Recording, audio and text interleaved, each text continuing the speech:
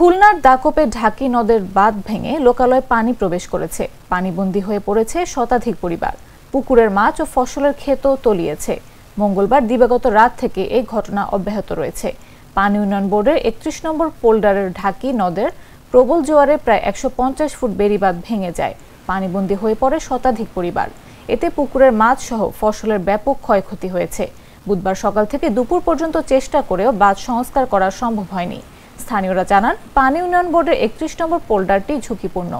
আগে থেকে সবার উচিত ছিল ব্যবস্থা নেওয়া। অনেক গ্রাম তলিয়ে গেছে। গ্রামের বাসিন্দারা অনেক খারাপ অবস্থায় রয়েছে। দ্রুত ব্যবস্থা না নিলে গ্রামের সবাইকে ক্ষতিগ্রস্ত হতে হবে। এ বিষয়ে খুলনা পানি উন্নয়ন বোর্ড বিভাগ ২-এর নির্বাহী প্রকৌশলী মোহাম্মদ আশরাফুল আলম জানান, পানি আটকানো সম্ভব হয়নি, এখন ভিতরে পানি প্রবেশ করছে। জোয়ার শেষে ভাটাতে আবার বাঁধ আটকানোর চেষ্টা করা হবে। পরবর্তী জোয়ারের আগে বাঁধ মেরামত করা সম্ভব হবে বলেও জানান তিনি।